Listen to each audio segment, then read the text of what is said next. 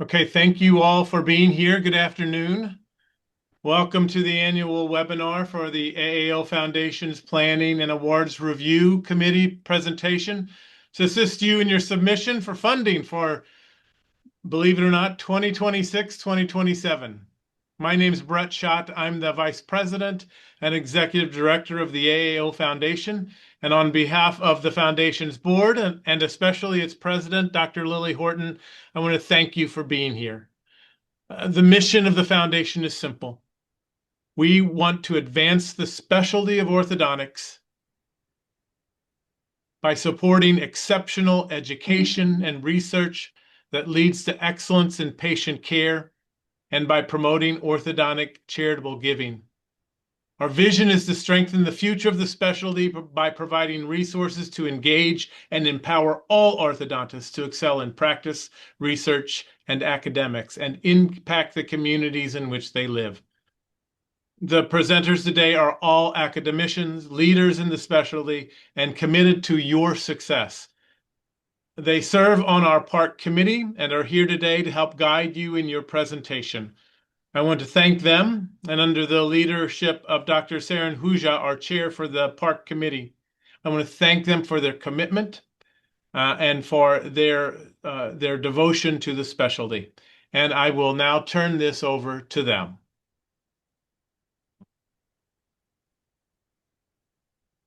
Good morning, everybody on Zoom. Thank you, Brett, for leading us out of the gate.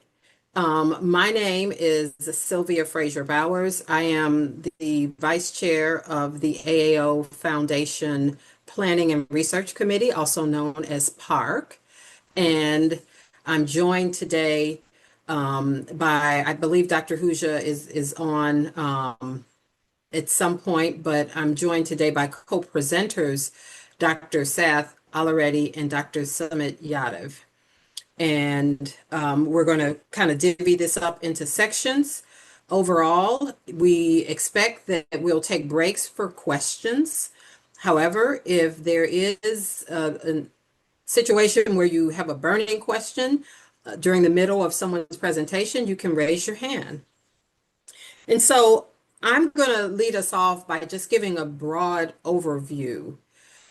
The presentation today is to talk about, first of all, what our goals are for doing the workshop, to reiterate some of what Brett Schott already shared about the AAOF mission and achievements, to go over the award types and eligibility criteria, to take a careful look at the 11 required components, and to provide you with guidance on the review process and criteria, and talk about, importantly, the different roles that lead to a successful application, which includes the applicant, the mentor, which sometimes is the chair, but sometimes the mentor is someone else, and the chair, and these collective components with the institution ensuring your success. And then we'll have a final Q&A. I do want to say as an aside that each of us today here on the park committee have been funded through the AAOF mechanism in a variety of ways, and also funded through NIH funding in a variety of ways. So we're here hopefully not just as individuals who are going to guide you, but we're hopefully exemplars. And we've been around, I'm probably older than these two colleagues of mine, but we've been around long enough to be able to have gained some wisdom in the process. So that's the overview. I think I can get started.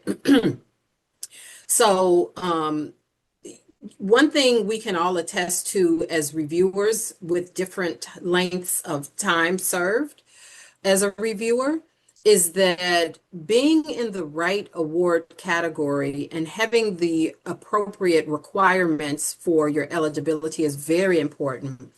And that's why I'm glad there's so many people on this in this workshop, which is of course also recorded.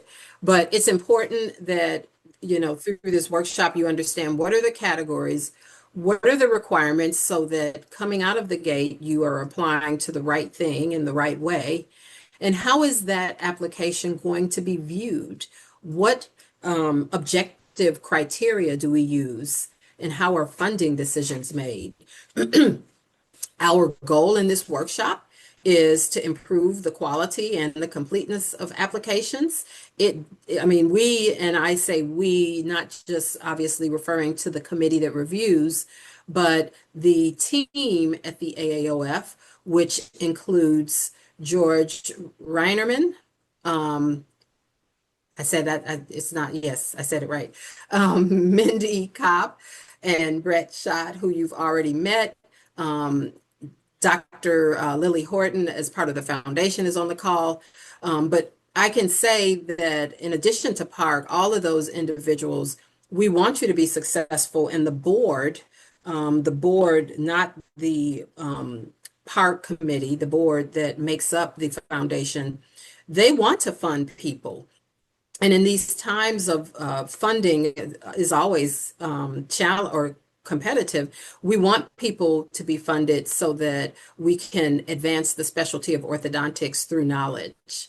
So we want to increase your chances of success. We want the specialty to benefit by whatever aspect of research or career development you're involved in, that might afford to the specialty of orthodontics better education because you're contributing to the knowledge base. It facilitates discovery, and it also justifies why we are going to ask our partners, mostly our peers and colleagues, to support the AOF and therefore bolster fundraising. So all of these things are important.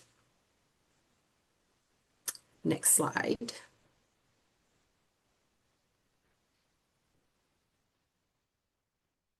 Um, so Brett already shared the mission of the AAOF, and I've alluded to it in some of my introduction that the AAOF aspires to advance the orthodontic specialty by supporting exceptional education and research that in turn is going to lead to excellent patient care and also continue that full circle to promote charitable giving that then in turn supports exceptional education and so on.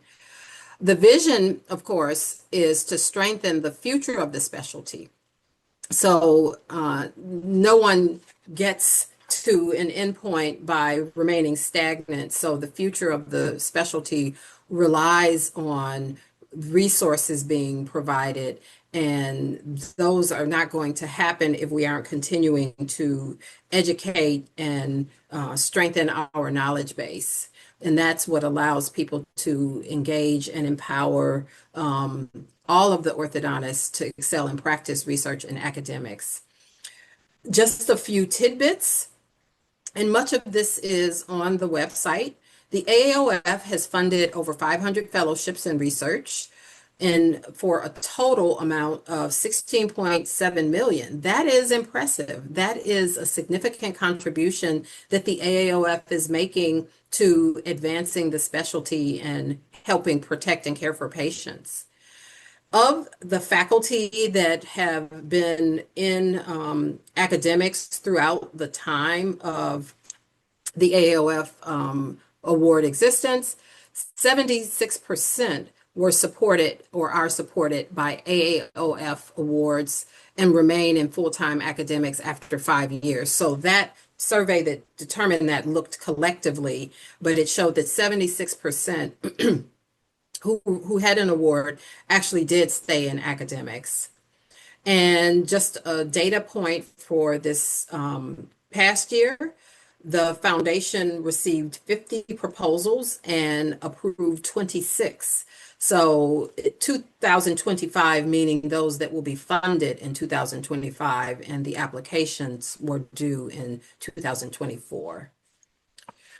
There are some specific proposal categories for those individuals who have applied before. You're aware of this, or if you've applied for other grant mechanisms, you're aware that a call for proposals means that the entity, which represents the board and park, has determined that there's some things that we would greatly benefit from enhancing our knowledge. And those for 2026 are investigating the impact of microplastics in orthodontics, and investigating the use of artificial intelligence in orthodontic practice. You are certainly not limited to that. You may have a bit of a spin on that. You may want to investigate the use of artificial intelligence in as it relates to research and orthodontic practice, but these are the broad categories. The funding for the 2026 cycle, pretty much, and certainly Brett or Mindy or George can correct me if I'm wrong, pretty much the same as last year. There are times when the funding changes and the caps change. So for the Orthodontic Faculty Development Award, there's a $30,000 excuse me, maximum with a cap on salary of $20,000. The Biomedical Research Award is $40,000, and I'll talk a little bit more about what those all are. And the Research Aid Award is a maximum of $6,000, and the Center Award is 25,000 per year with a maximum of 3 years. And there are different types, and we'll talk about that a little later. And then there's the Postdoctoral Fellowship Award. That is a maximum of 2 years, and it's $50,000 per year, with a stipulation of one proposal per year per program.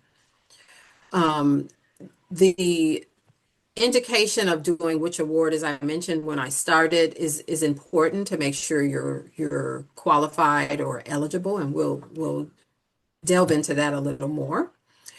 And the deadline is October 10th, 5 p.m. Central Time. And the application now is completely in a platform called Foundant. So you will do it online. You're not worried about in the olden days. I don't even know if my co-presenters are old enough to remember this, where you actually sent it in the mail and you had it on a floppy disk. But we've come a long way, and but with that, it still has to be on time, which is October 10th, 5 p.m. Central Time. Next slide. So what about the different award types that I've already talked about, the funding and the eligibility criteria and required components? So a big 30,000 foot view is, in general, all of the award categories that I named before require a commitment to an academic career. It can be teaching or it can be research. Of course, that includes most of us who are still doing clinical activity. It is requiring that it is a U.S. or Canadian institution. And the different fellowships, as I have mentioned before, OFDFA, the PFA, the BRA, and the CA all need to be U.S. Canadian citizens or green card holders and or applicants. For all of the different awards, there is a distinction between who is eligible for full-time, part-time, and or resident. I will say this is not formally in my talk, but for those who are in this session, there are sometimes different ways that we define what determines full-time versus part-time. That's a little more granular issue, but if there are people who don't have traditional full-time or part-time percentages, that's something more of a individualized discussion, and it may come up in Q&A. So the application process, as I alluded to, is on the website. I imagine that I saw some familiar names. Some of you have already applied. Some of you have already applied and been successful, and you may be looking to different mechanisms, or you may be looking for updates. You are intimately aware of how to use the Foundant system, but if you are not, you go to the link and you create a new account, and you're going to go to the apply page, and then you can choose the appropriate category. Make sure, and I have to remember this too, because I have a couple emails with the Foundant system for different reasons, but you have to use the same email and password each time you log in.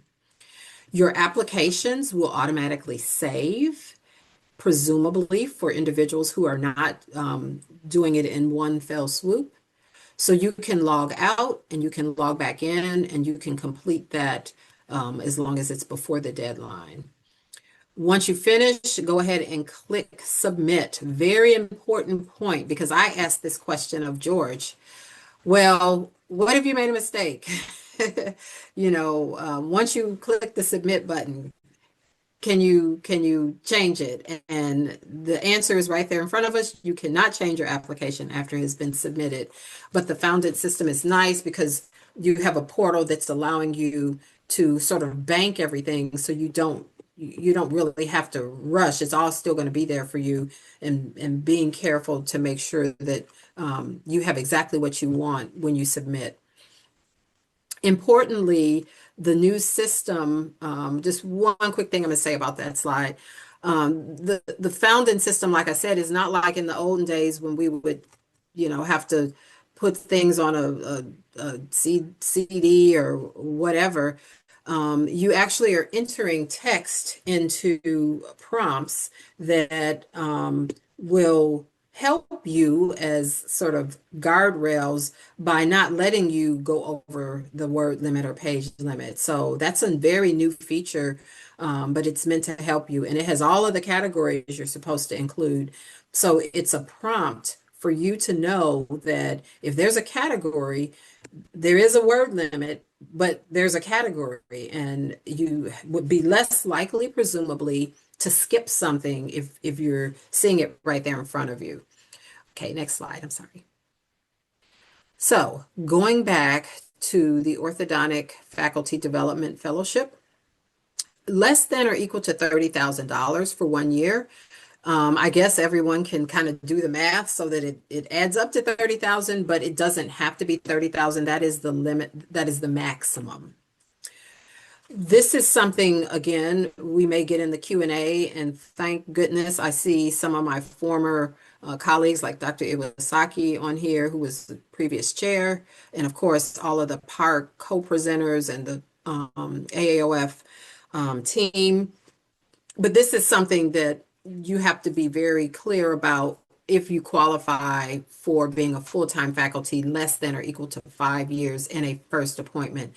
Sometimes that gets a little tricky with people interrupting with some type of education or some type of other activity, but I'm sure the other people on the call will chime in if that becomes an issue for anyone on this in this workshop. So the OFDFA is a really nice award to launch your career. That was the award that I had, and I think I got two.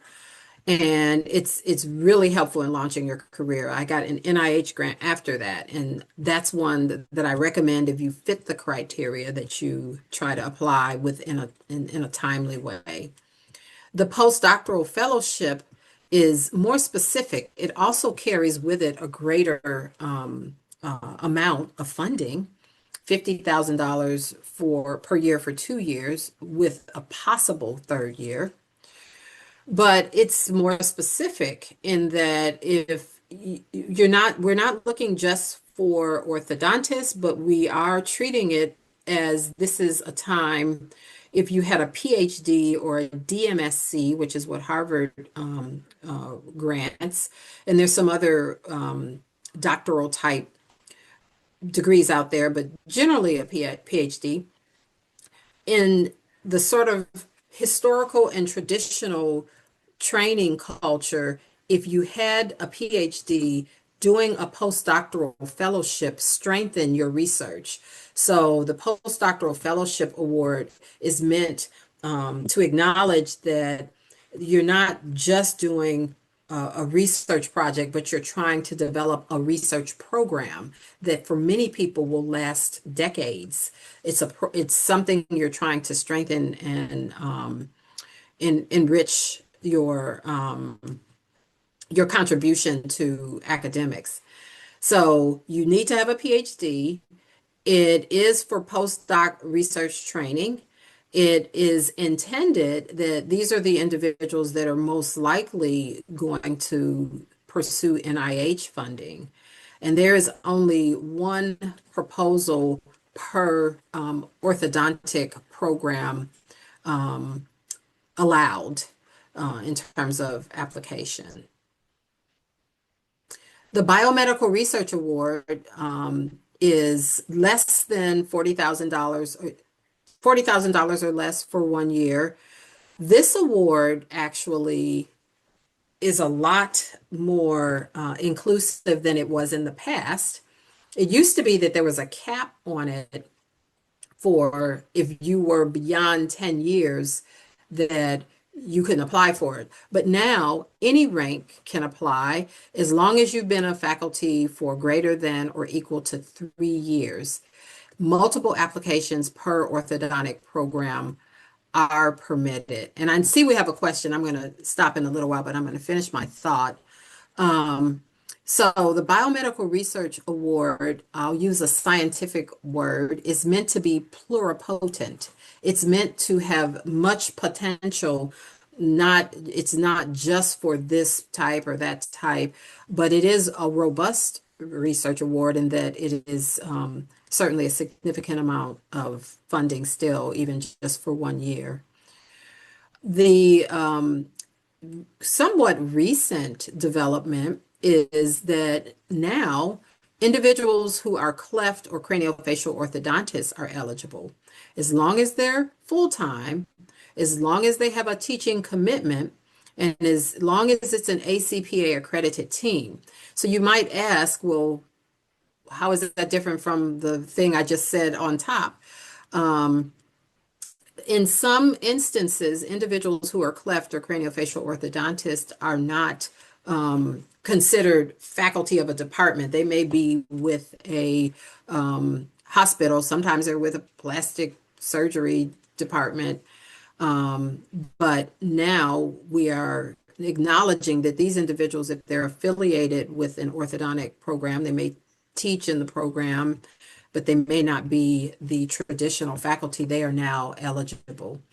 So, George, do you want me to stop or just wait to the questions to answer? We just have the one right now. If you would like to go ahead and answer that, that would be great. Okay, can you actually, I guess I need to go I can back read up. it for you if you want. Yes, can you do that? Thank So you. for the postdoc grant, should I be currently in an orthodontic department since not too many orthodontic departments hire postdocs? You know what? I'm staring at Dr. Alaretti and I'm not staring at Dr. Yadav because I don't see him right now. But I remember we were discussing this and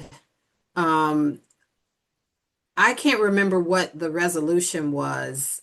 Can either of you, Dr. Alaretti or Dr. Yadav, remember if someone is at, say, the where is it in at Harvard? The I forgot the other institute there, but they're not in an ortho program. They're like at a research kind of institute. Are they eligible? So my understanding is for the postdoctoral fellowship award, you still have to be in an orthodontic department. That's So what I thought. I think so. They are eligible if they are an orthodontist. Yeah, That's have it. to be- Like they don't have to be in an orthodontic department. Dr. Huja is here. He can throw a little bit more No, I light. didn't see him. I'm sorry, Dr. Huja, Oh, where'd he go? Oh, he might have left, but Maybe, I think he said he was going to be in and out. okay. So I I remember us discussing this. I vividly remember us discussing this, and I do not recall if it was in writing what the answer is. or Yeah, I Dr. don't think it Dr. came to. Iwasaki is there. Maybe she can answer. But I know that like a person can be an orthodontist, right? And usually they give 75% appointment in a postdocs lab and 25% in a orthodontic department or 20% 1 day of teaching, and then they can apply for PFA. Well, no, but I think he meant, or he or she, I think the person is saying they're not affiliated with any orthodontic department. You can be doing a postdoc and MD Anderson or what, you don't have to be affiliated with any orthodontic department. And I recall that discussion. I do not recall that we actually have a hard and fast in writing rule, but again, I defer to everyone else on the call. Yeah, so I don't think we came to a written resolution. So there was some discussion about it. Uh, Probably we'll have to just reconvene and decide or come to. And Dr. Iwasaki just said that she doesn't recall it either. And like I said, I don't recall it being allowed, but then again, I don't remember if it had it in writing. But thank you, Dr. Iwasaki. So I'll keep moving. The Research Aid Award, and I don't know if we have any residents on the call, but the Research Aid Award is a great award for residents or part-time faculty. Historically, it was actually more catered to part-time faculty and was opened up to residents. And really all we ask, and the amount has gone up over the years, it's now a maximum of $6,000 per year for 1 year. But the criteria is just that you have to have a letter of support that speaks to the fact that you have some type of academic interest in the first and second year, but also you have to you have to have a statement, not just the letter of support, but a statement in the application that the applicant, speaks to your commitment. There is something important here, though. Some people are in 3-year programs, some people are in 2-year programs, but in reviewing it, you would not be successful if you don't have enough time to actually complete the project. So in other words, if you get the award and you only have 9 months left in your residency, that would be flagged by us. So you have to be careful when you apply and timing. And also that you're not a previous Research Aid Award recipient. And again, part-time orthodontic faculty are very much eligible for this. Perhaps not an opportunity availed of as much as it could be, but for anybody who's on the call as a department chair, program director, that might be worth reminding people. And the Center Award is a very collaborative award. It's meant to contain more than one institution, or by definition, more than one institution, and you would get up to $25,000 per year for 3 years. There's no seniority limit, so it's not like, if you've been in academics for as long as I have, that you aren't eligible. You are eligible. And there are 4 types of center awards. So if we're thinking about a decision tree, the very top of the tree is that you have to be orthodontic faculty. And I guess, for the postdoc award, maybe that kind of answer, or fellowship, that may kind of answer that question. If you're full-time, and early on in your career, again, for some people, that's a little harder to determine because they may have done a postdoc without a faculty appointment.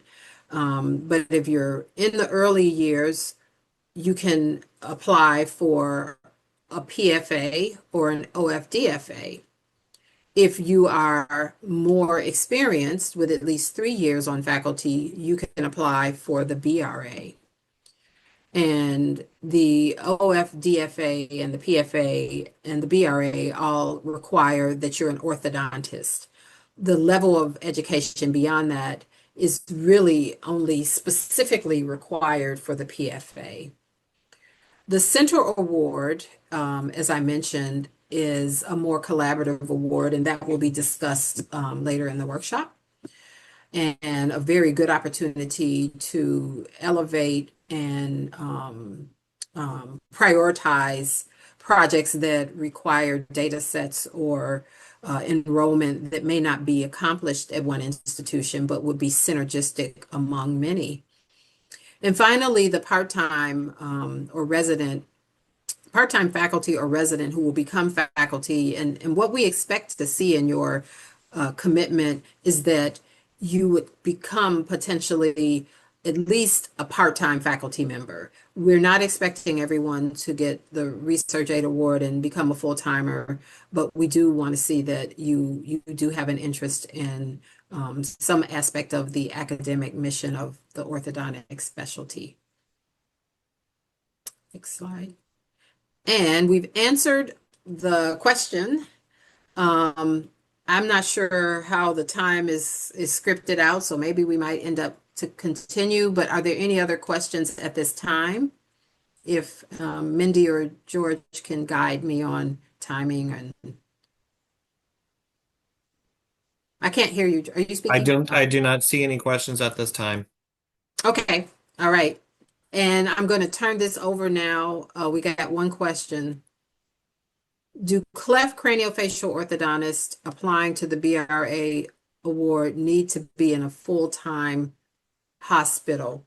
My recollection and understanding is that if you're a cleft or craniofacial, you do need to be full-time. So in other words, if you're someone who is a cleft and craniofacial and you show up one day a week, my understanding is that that would not qualify. We're looking for the BRA for them to be full-time.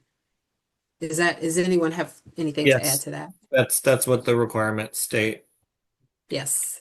And so I alluded to this. I don't mean to muddy the waters, but for some institution, full-time is considered 3.5 days a week. And the definition of full-time varies, but if you're only one day a week, that's definitely not going to be full-time.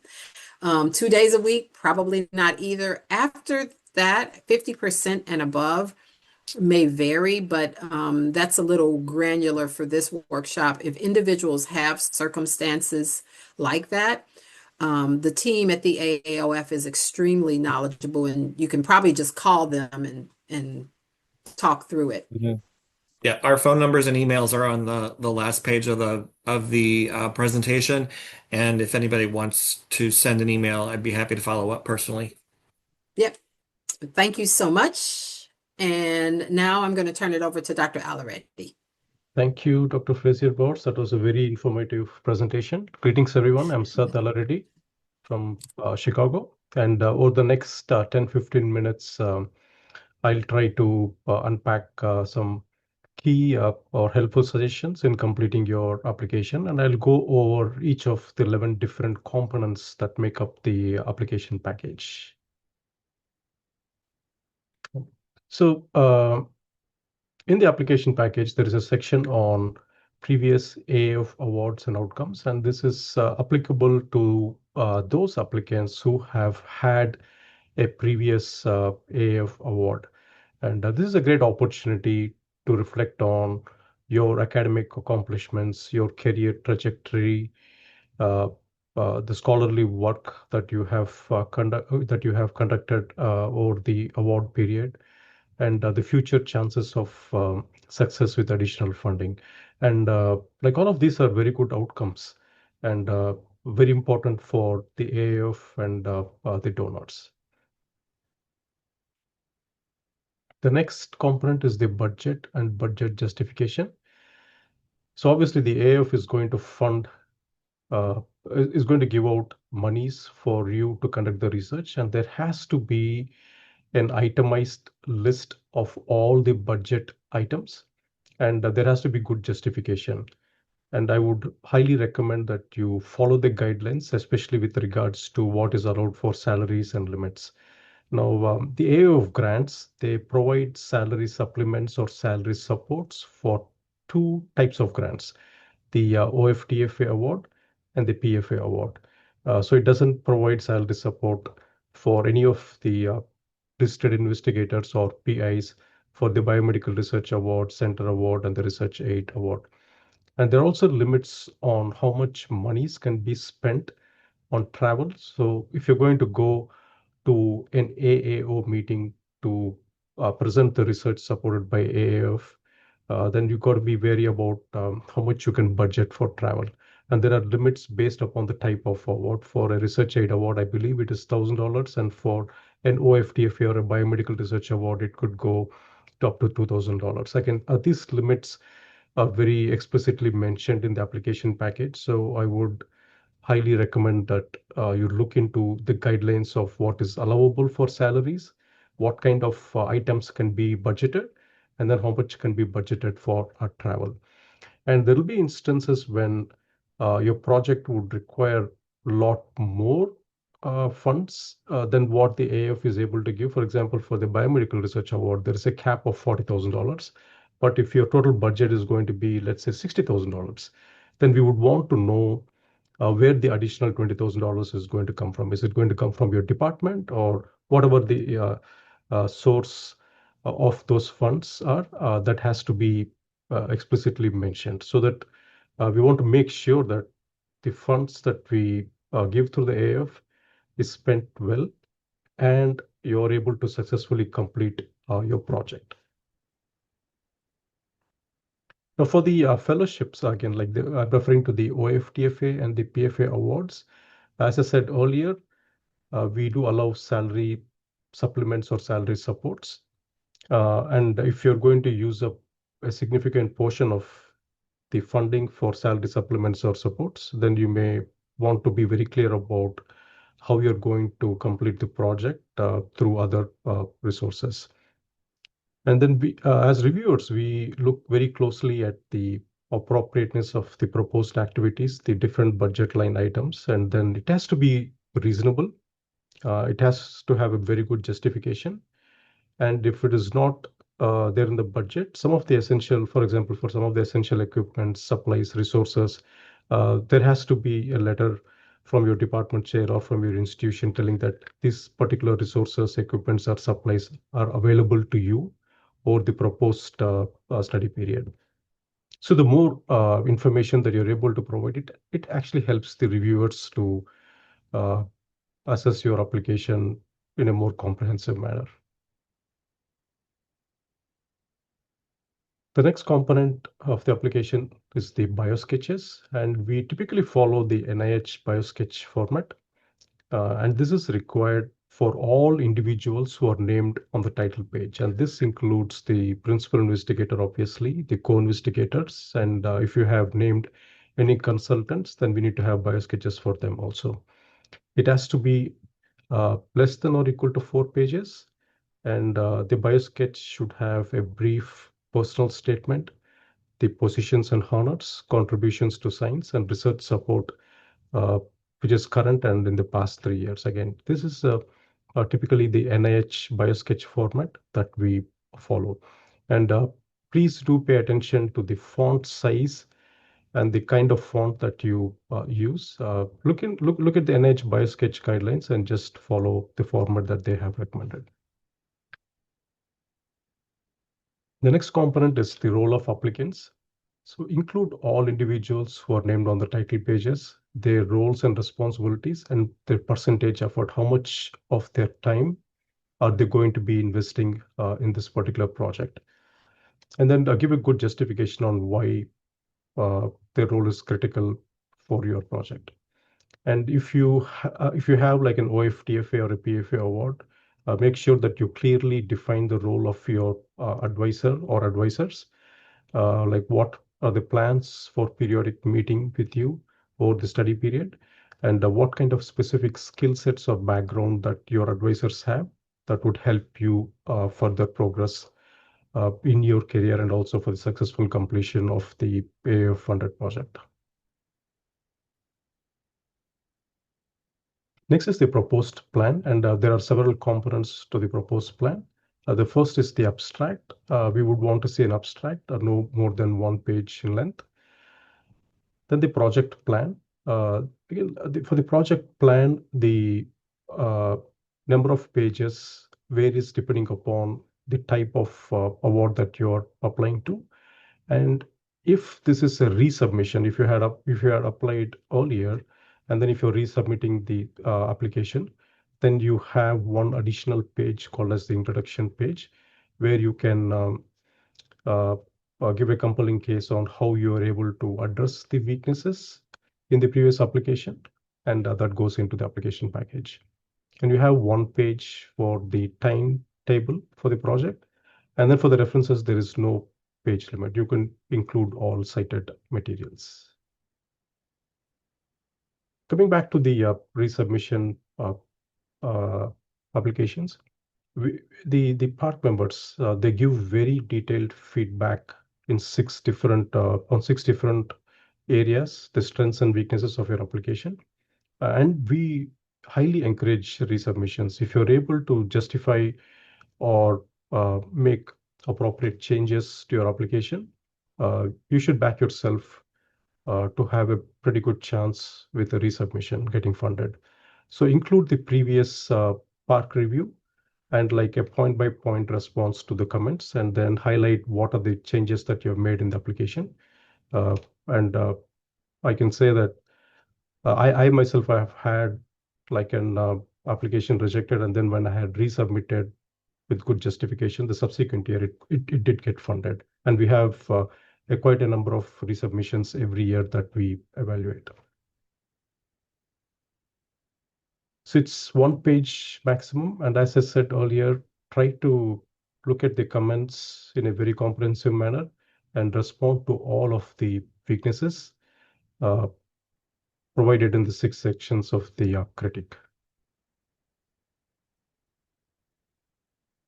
With regards to letters of support, there are no page limits, and letters of support are required for all award categories. And in the application package, there are very detailed instructions on from whom you can get the letters of support. And as I said earlier, like there are no page limits, and you could get as many letters of support as you are able to. And this should sort of comment on like how well prepared you are to undertake this research, and also the kind of support and resources that you have through your institution to help move forward the project that you're proposing. And try to avoid any kind of extraneous or irrelevant letters. For the appendix, again, there is no page limit. And this is the section where if you're conducting a human research, the IRB approval status or the letter from your Office of Human Subjects Protection Office, all this goes into the appendix section. And you also have an option for submitting manuscripts that you have published previously, and you can include up to 3 manuscripts. And again, this is not a required component, but if you have published in that area where you are proposing to conduct another study, then these manuscripts would actually be very helpful for the PARC committee to review to see how well you are equipped to move forward with your research and how future funding will further your career trajectory. So it's not an absolute requirement to include manuscripts, but you could include up to 3 manuscripts if they are relevant to the project that you are proposing. Okay, at this point of time, I'm going to stop, and then I'll be happy to take any questions that you have. So far, there are no questions in the chat. anyone has a question, go ahead and type it in the chat or raise your hand at this time. Otherwise, we'll go ahead and continue. Seeing none. Okay, we can move forward, I guess. Okay. Now we'll go over the specifics of each of the award categories. Now for the OFTFA and the PFA, there are page limits. For the OFTFA, it is up to 6 pages, and for the PFA, it is up to 10 pages. Again, look in the application package, and there are very clear instructions on what font size you could use and what kind of font that you could use. And Dr. also, Already? yeah, I could interject here. The project plans is one of the most common areas where page limits were ignored. Yeah. So what we will have done for the new cycle for 2026 is limit it based on characters of the equivalent of the page numbers. Yeah. So that will safeguard the applicants from exceeding the limits. Yeah. And when they copy and paste the text into the program, it will account for the font and be easy for the reviewers to read. Yeah, that's great. Actually, that's a very good development, I guess, because in the previous years, we had to triage or reject a few applications purely because they exceeded the recommended page limit. So it's actually very good for the applicants. Yeah, great. So the OFTFA and the PFA proposals, they require 4 developmental plans: your educational activities, clinical skills, teaching skills, and research activities plans. So for the OFTFA and the PFA, again, for the letters of support, there are no page limits, but we require at least 3 letters of support, and choose your references who can describe your future potential as an academician, your qualifications, and then comment about the goals of the OFTFA or the PFA. And you need letters of support from all individuals that you have named on the title page. And this includes your principal advisor or advisors, mentors, co-investigators, and consultants. And from the institutional official, we need a letter that verifies that you have the necessary support and resources so that you can successfully complete your 4 developmental plans. And from your department head or your department chair, we need a letter that will verify your eligibility for these awards, and if you have sufficient support and protected time for doing these projects. And your head of department should also give a letter confirming your appointment as a full-time faculty as of July 1st of the funding period. Now, for the project plans, for the OFTFA and the PFA awards, there has to be an area of emphasis. For the OFTFA award, you can have 1 or more areas or 1 or more developmental plans. But for the PFA award, the research must be the primary focus of your proposal. Please provide sufficient details for your evaluation. And just keep in mind that your previous accomplishments does not equate to the current proposal plan. It's great to talk about your previous accomplishments because that gives solid evidence of how you have transitioned in your career, how your career has progressed forward. But for the proposal that you are submitting, you need to have a solid developmental plans for those 4 components. And I would highly suggest that you have your developmental plans thoroughly reviewed by your advisors or mentors prior to submission. Give them adequate time, and then get very good letters of support from them. Those are very important for the fellowship awards. For the PFA awards, there are caps on how many proposals an institution can submit. So an institution can submit 1 PFA award per year, and a principal investigator may apply for both the OFTFA and the PFA awards in a particular year, but only 1 is going to get funded, and both those are going to be reviewed, and but only 1 will eventually get funded. And for current residents who are going to have a faculty appointment in the year of funding, you want to make sure that you get a verification letter that supports that you are going to be a full-time faculty as of July 1st of the funding year. As I've said earlier, the PFA and the OFTFA awards allow a cash gift or a salary supplement. The AAF is absolutely fine with giving a salary supplement, but you may want to check with your institutions if a salary supplement or support is allowed. For example, at my institution, UIC, we do not allow a salary supplement or a salary support through AAF. So whatever monies that like an awardee gets has to be spent for the research, and we cannot give a salary supplement. But I know that there are some institutes which allow for a salary supplement. So that is like additional income for you, which the AF is supporting. So please verify with your institution if a salary supplement is allowed, and then we can have separate LOAs for institution and PI depending upon whether you choose whether you are able to get a salary supplement or not. And we have to sort of design the budget and the justifications accordingly. For the Biomedical Research Award, there is a 10-page limit, and for the Research Aid Award, there is a 5-page limit.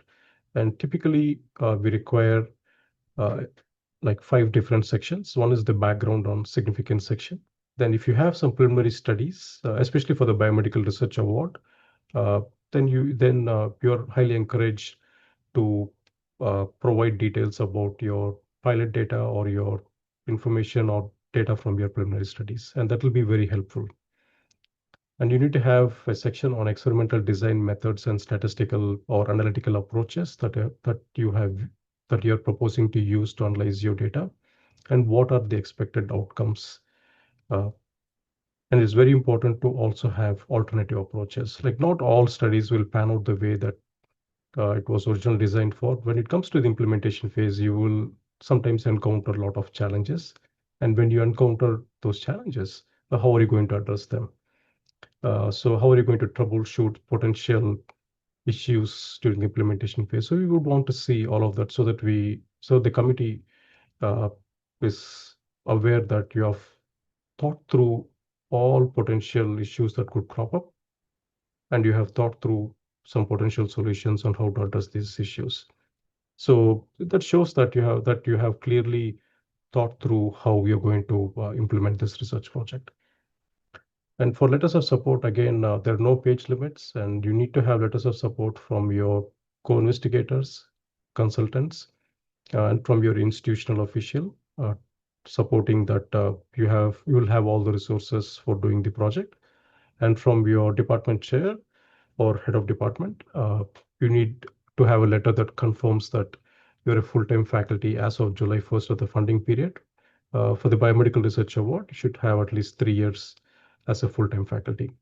And if you're a cleft craniofacial orthodontist, then you have to get a letter from your team chair confirming that you have some teaching component in your role as a cleft and craniofacial orthodontist at that hospital. For Research Aid Awards, again, these are meant for residents who have a strong interest in a future academic career. As Dr. Frazier Bowers earlier mentioned, it need not be a full-time career pathway, but could also be a part-time academic career that you're interested in. And it's also important that your head of department states that you have sufficient time to actually conduct the project. For the Biomedical Research Awards, you could either respond to the call for proposals, or you could have like an investigator-initiated research. And this has to be in orthodontics and related topics. And the expectation is that it will lead to publications or give good preliminary data that could lead to a larger grant applications. And we emphasize heavily on scientific merit of the proposal. There are no limits to the number of proposals that an orthodontic program can submit each year for the biomedical research category. And a PI who qualifies for both a BRA and a PFA can apply for both, but only one is going to get funded. And as a PI or co-PI, You cannot get two different awards. It can only be one award. There are four center awards. Type 1 is to establishing a center of investigation, and type 2 is established center of investigation, and type 3 is for creating special collections or databases. And finally, type 4 is for more like collaborative interinstitutional symposia or workshops. And you have up to 10 pages for a center award. And the content or the narrative that goes into the proposal or the project plan depends upon the kind of center award that you are applying to, whether it is type 1, 2, 3, or 4. And a center award has to demonstrate that there is a genuine cooperative or collaborative undertaking. It cannot be just like an expanded or an extended biomedical research award. So just be aware of that. I can look into the requirements of for each of these center awards and then tailor your application accordingly.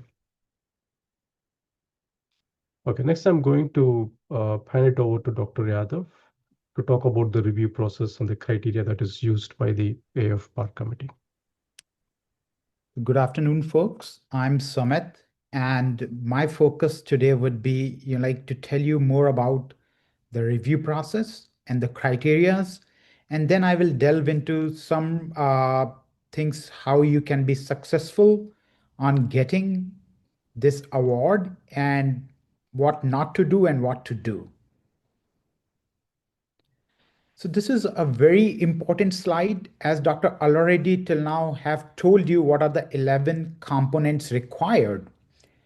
And in between, if you are having any problems, you can directly contact before submission.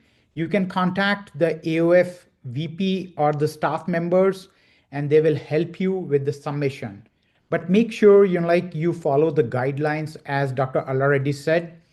Once AOF VP and staff, they received all the applications after the submission deadline, they will forward all the applications to the park chair. And this park chair, or the park chair, the park committee and the park chair, we have in all together, we have 9 members in the panel. And then our job is to review and score the applications. And then we recommend applications for funding to the AOF Board of Directors. And the role of AO Board of Directors is final on the funding. And then after that, AOF Board of Directors convey their decision to the AOF Vice President and the staff. And after that, you will receive a final communication from them, whether your grant was funded or it was denied, and you will receive a critique of all your applications through AOF Vice President and the staff. So this is how the process will go. Like AAO Foundation, all the in the late July or 1st of July something, like AOF, all the materials will be issued, and then 10th October, AOF will receive all the application.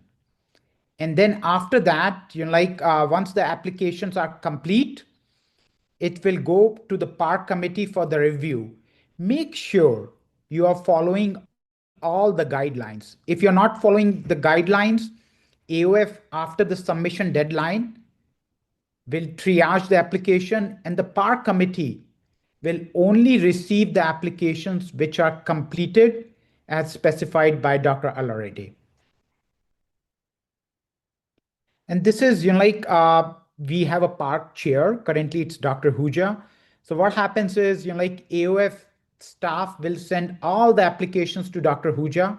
And at the same time, the park committee members will receive an email to declare their conflict of interest with any submitted applicants.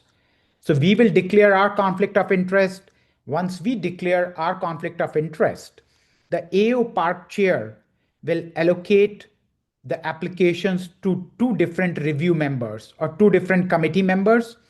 And our job is to review the grants and assign a score from 1 to 9. And if the score is within the 2 points, Then a third applicant or a third review member is assigned to the application. So, this review process is non-biased, completely non-biased. We follow exactly the same pattern as NIH. We are exactly same stringent as NIH. If there's a conflict of interest, the individual committee members will leave the hall or will leave the discussion panel, and then your application would be reviewed and discussed. Your application would be presented by a primary reviewer and secondary reviewer and discussed among all the park members. And then at that point of the time, the scores would be allocated finally after the discussion of the grant. And if if the member is voting outside the range, they have to declare why they are voting outside the range. And that's where the process will end. Our job as a park committee members is to make funding recommendations to AAO Foundation, and based on and AAO board, on the basis of the funding available and quality of applications, they will determine which application should be funded. Once AAO Foundation Board of Directors makes the final funding decision, they will again send it back to AOF Vice President and the staff with their funding decision. And at that point, AOF staff will contact all the applicants with the funding decision and detailed critiques which were provided by the park review committee members. So this is how our review criteria is. It's just a little bit opposite to the NIH. NIH 1 is the best and higher the score is the worst. And ours is just opposite. Higher is the best and 1 is the worst. And we review the grant on following criterias: significance, investigators, innovation, approach or methodology, and the environment of your school or the university. And if you had prior grants from AOF, what was your success rate? What did you do with that grant? Were you able to finish the grant? Were you able to publish the data? So based on these 6 review criterias, we will assign either major, moderate, or minor weakness in each section. And then something important, very important, is when you are submitting a human project, did you had an IRB approved? When you are submitting an animal project, did you had an animal committee approved?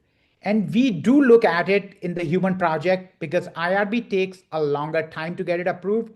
So we do look at it whether the project, you can get the IRB approved easily, or if it requires full committee review, then it might take some time, right? So my suggestion is that if you are planning to submit a grant with a human project, start working on the IRB now, because if your grant is funded, the monies are not released till you submit the IRB approval or the animal committee approval. The other important part is the budget.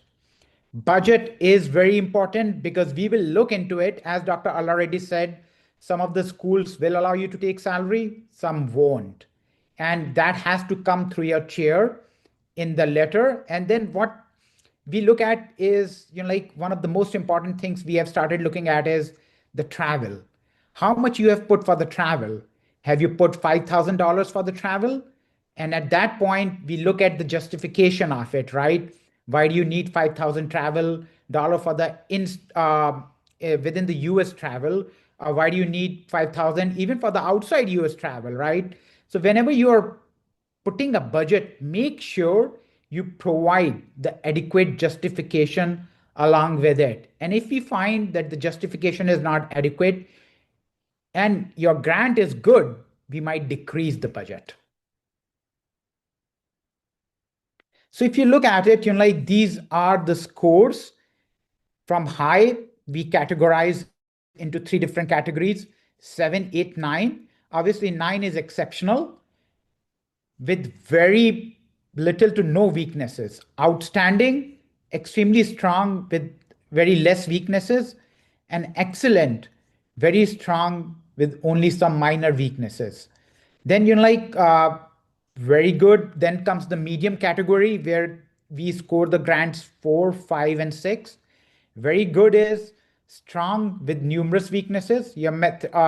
Some parts of your grant, like maybe your innovation is very strong, but you have a weaknesses in the methodology. So that would be categorized as very good. And similarly, the good grant is strong with at least one moderate weakness, and score 4 would be allocated to a satisfactory grant with some strength but also some moderate weaknesses.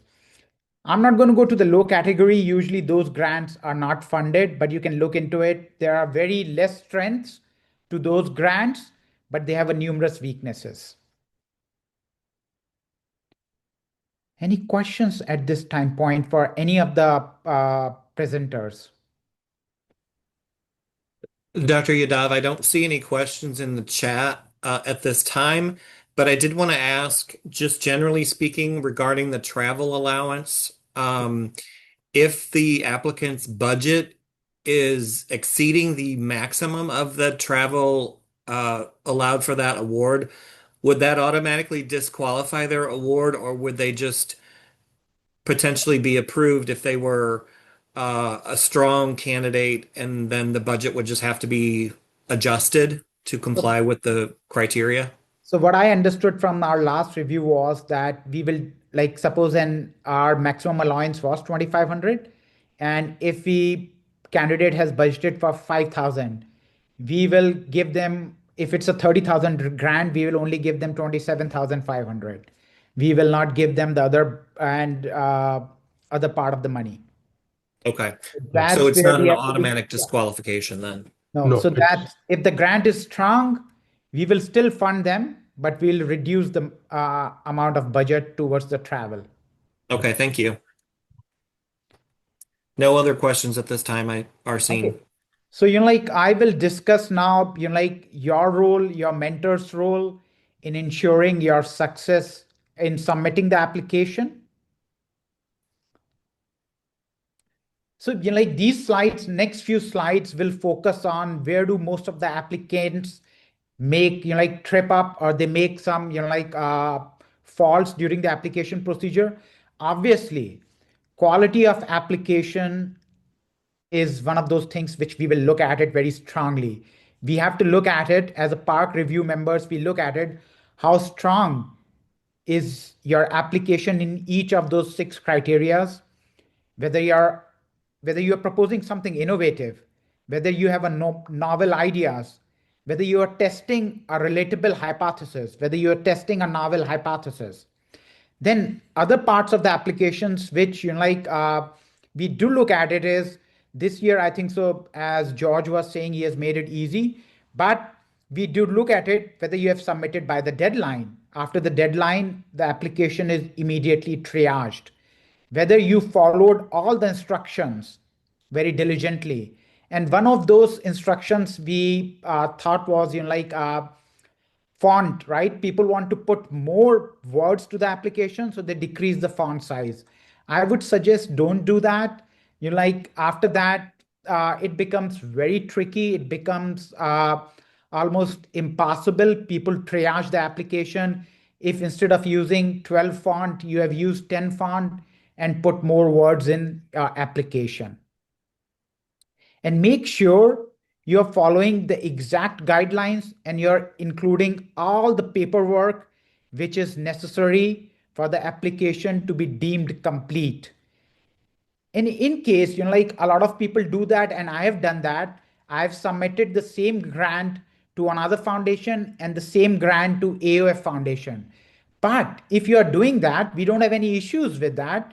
But format the application as per AAOF guidelines, because every foundation will have a different guidelines. One of the most important thing is to look into is which category are you eligible for, right? Not all the people would be eligible for PFA. So don't put in a category you are not eligible for.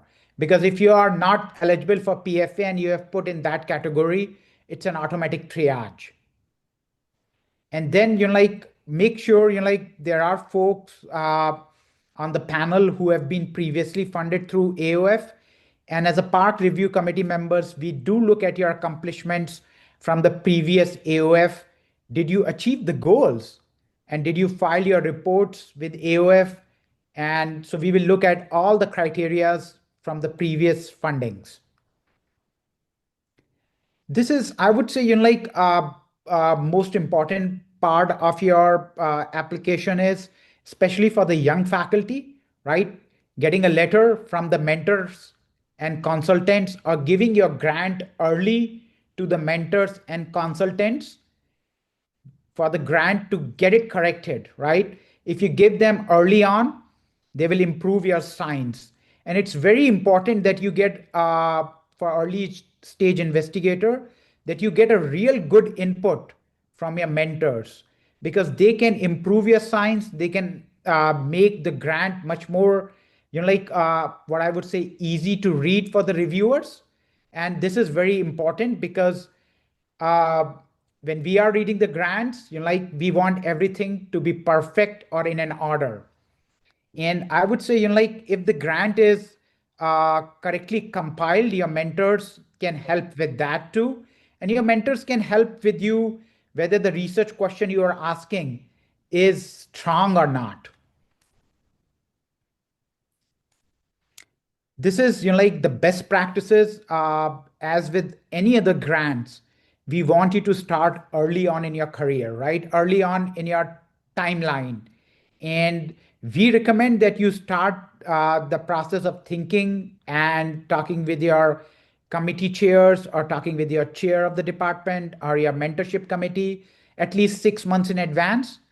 Usually, July 1st, George and his team will put out the materials guidelines for this year or for every year. And then you need to discuss with your mentor regarding the research questions, experimental designs, whether you are using an appropriate methodology to answer the hypothesis. And people who are applying for OFDFA, you will carve out some time for your career development. And if you look at it, as Dr. already described, OFDFA has 3 different components. So you have to look out it that if you are writing there about designing a curriculum or teaching, you have to design it appropriately, whether you will be using any novel methodology or what you would be focusing on. And then even for the professional development, you have to describe about the courses you would take, or the workshops or leadership classes you would be enrolled in. So everything has to be discussed in detail and within the page limit, obviously. And then we do look at it for the early stage career investigator. We do look at how strong is your mentorship, right? And how strong your mentor can protect you within the time frame of doing this research. So that is very important for the review committee members. And then the most important thing is, have you done all your work? Is your proposal very well organized? Have you put an attention to every detail? Whether the proposal is written in a simple and a scientific right language, and whether the proposal is complete, so that reviewers don't have to search for any other materials outside your grant. I think so Dr. Sylvia will take over from here, or what? Yes. Okay. Yes. Thank you, Dr. Yadav. And yeah, thank you, Dr. Yadav. Very, very important points being shared by the team. And I hope that, kind of wrapping things up now, these are the award types for 2026, which is really comprehensive of everything. The OFDFA for junior faculty, as well as the PFA for junior faculty, and the BRA for faculty that are either super junior or more seasoned. And then the Center Award and the Research Aid Award are those two are also available. The Education Innovation Award, which we did not talk about because it is not offered in 2026, it in realistically is somewhat rare. And so that if you're familiar with it, that won't be offered. And if you're not familiar with it, then you don't have to be. So the future of this process and this purpose is, especially the workshop, is to really build the quality of the applications that are either potential or to inspire others to apply, to build on discoveries that have already been made.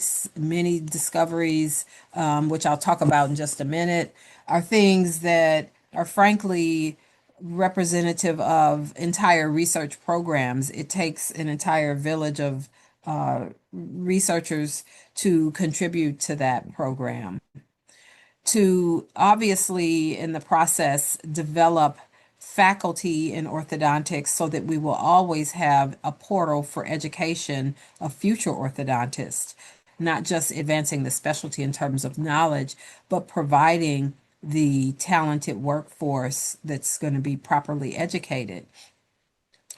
And continue to build on processes for identifying calls for proposals. We have them. They are well thought out, but we always have to know how to identify more. We want to continue enhancing the quality of review and feedback, and that happens with individuals who are on this call, individuals who aren't on this call, who maybe in the future can be, but they're a part of our orthodontic community. And then building on the implementation of the AAO Foundation Vision 2020. These are all things that we hope that individuals who are interested in applying can help us work toward those goals and contribute accordingly. You know, this is my favorite slide to say, not in past years, but this year for sure, because if you're like probably anybody, if you turn on 60 Minutes, if you open a TED Talk, if you sit at home, or recently for me, I've had to get a new car. It wasn't planned, but I can actually walk up to my car and it recognizes my face. So the reality is, as shared by different scholars, is that artificial intelligence is here. It is here big. It is here to stay. One pundit actually called AI a new species. It's not human, but it's not just a thing that we program. AI is a thing that learns. So machine learning and AI together are represent a vast area of opportunity because the knowledge and our understanding of it is still very nascent. So AAOF would like to see these still very rapidly evolving topics addressed. And we encourage you, if you can, have projects that may be with design. What comes after AI is robotics, right? So if you have projects that can address how we might design mechanotherapy or how we might understand diagnosis, changes in soft tissue, how appliances work, all of these things are going to be of interest to us. Next slide. And that I am glad to end with because that hopefully was an inspirational, a little plug to say we have a lot to learn as humans, and certainly in a more narrow focus as orthodontists. And I just hope that we've hopefully edified some in terms of their understanding of this process. But I actually hope that we've inspired someone to be able to feel resourced to pursue this in the near future, if not this year, certainly soon. I want to thank again Brett Schott, Mindy Kopp, and George Reinerman for being the support team, and Dr. Horton, who I think she maybe had to leave. And we'll open it up for final questions.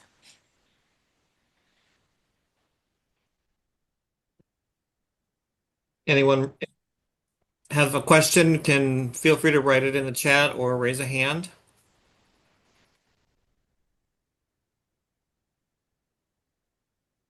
Don't see any at the moment, but we will post this video on the website as well as a PDF of all the slides. If anyone wants to refer them, a friend or colleague to this. And as always, if you have any questions that weren't answered or fully answered on this, you can reach out to me personally and I will find the answer for you with the Park group.